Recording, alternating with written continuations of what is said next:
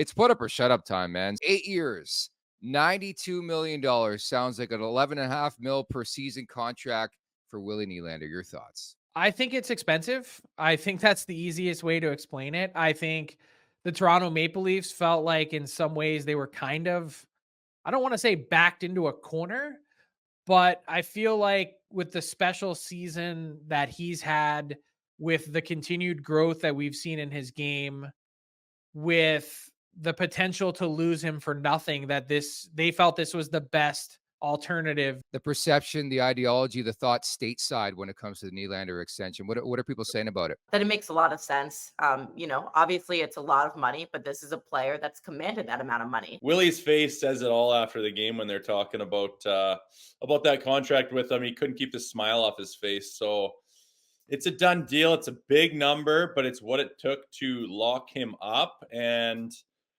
I see it, and I can't help when I think about Willie. I want to sign Willie. I want to re-sign him. You don't let him go. But every time I think about that contract, I think about like Marner. Discussions can't even start for several months. As we know, July 1st is technically when they can agree to an extension. But I'm already hearing the Marner camp has their eyes set on something well north of 11.5 million bucks. It's not really that surprising in the grand scheme of things. It's interesting, man. It's going to be more of the same. Like, I think they're gonna, July 1 comes by and it's like, oh, what's the deal? What's the story? And it's like, we're nowhere really close. Tavares isn't taking $2 million, $3 million. He's been at a point a game since he's been here, so he's getting his next deal is going to be a minimum 25 million bucks. Whether it's 5 years, whether it's 6 years, whether it's front loaded. He's not taking any significant discount. He's going to still be a $5-6 million player when it's all said and done as well. He'll be 35 when the new contract kicks in after next season, wherever it may be. But we hope and we think it's going to be Toronto. I wouldn't be able to go more than 3 years. Like, I understand what you're saying with 5 years. If you want 5 years, then you're not getting $5 million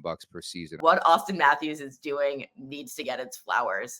Scoring goals is what this league is all about, and he does it so consistently. Absolutely. When we talk about MVP, he's going to be in that conversation. I just feel like there's so many guys deserving this year. It's going to be a really interesting race down the stretch. I guess my concern is the full no movement clause. Like, Marner just seems like the type, like he's going to be in Toronto and that's where he's going to be until the duration of this contract. But do you think there's some pressure points they can put on the player if they have to make that type of decision? I mean, all you really have to say, Rosie's been there. I think these no move clauses and no trade clauses there's so much made of it that it's bullshit. All you have to do is tell the player, we don't want you.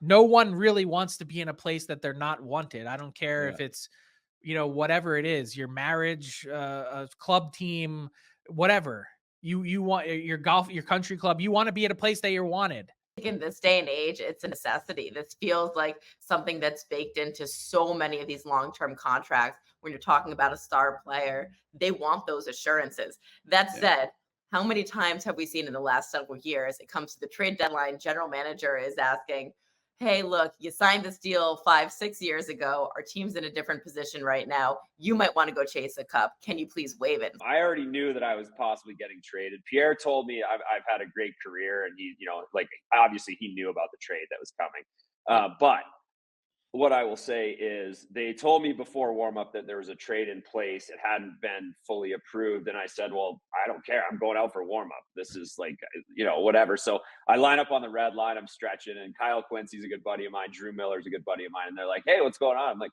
I just got traded. I just feel like there's multiple spots Corey Perry could pop into this lineup and just as well as our depth guys are doing. I mean, to put them with the Corey Perry, any one of the guys you mentioned, I think they could just flourish. He's going to pick the best fit for him. And I think you also probably, not to say that he won't go out west, but he spends the bulk of his time living in London.